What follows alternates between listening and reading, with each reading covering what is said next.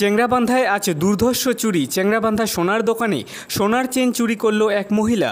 আজ বুধবার চেংরাবান্ধা বাজারে সন্ধ্যাবেলা রাধাকৃষ্ণ জুয়েলার্স নামে একটি দোকানে দুর্ধর্ষ চুরির ঘটনা ঘটে।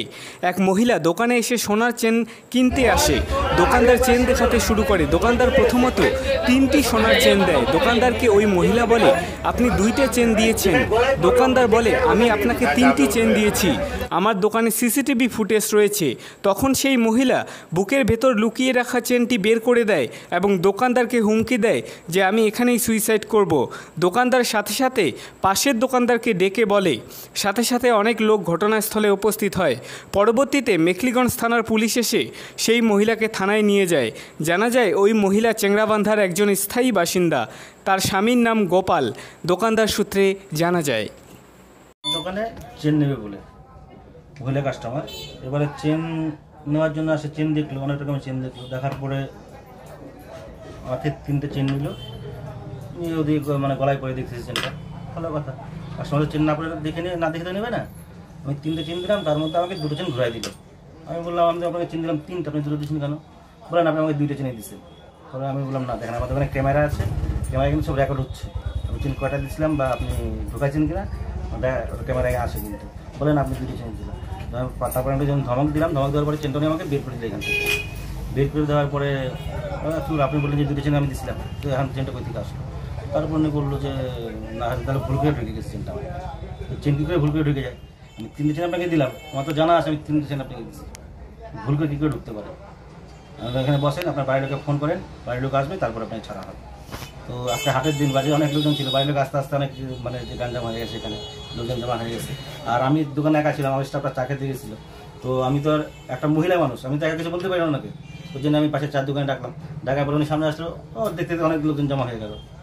আর হয়তো আদৌ উনি চোর না যদিও, কিন্তু আমার এখানে আমি চোর হিসেবেই ধরছি ওনাকে। চেনে উনি ঢুকাই নিয়েছিল, উনি আমার চেনটা বের করে দিছে।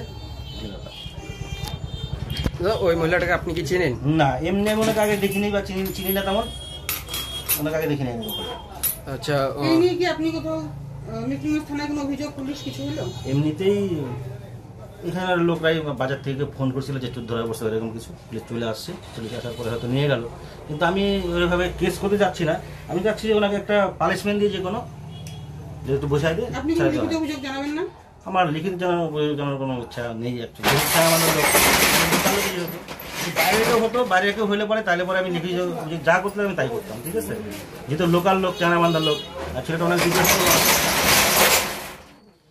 ছেলেটা আমাকে অনেক রিকোয়েস্ট করলো যে দাদা এটা তুমি কেস টেস কিছু করো না। ঠিক আছে, কেস টেস আমি করবো না, কিন্তু ওই মহিলাটা এখানে আমাকে হুমকি দিছিল যে আমি এখন সুইসাইড করবো।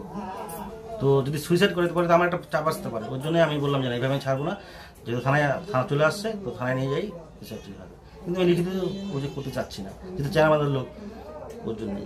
আপনার নাম এবং ঠিকানা? আমার নাম সুদেব সরকার, চেংরাবান্ধা বাজার, আমার বাড়ি থেকে। চেংরাবান্ধায় কি করছে একটু যদি বলতেন।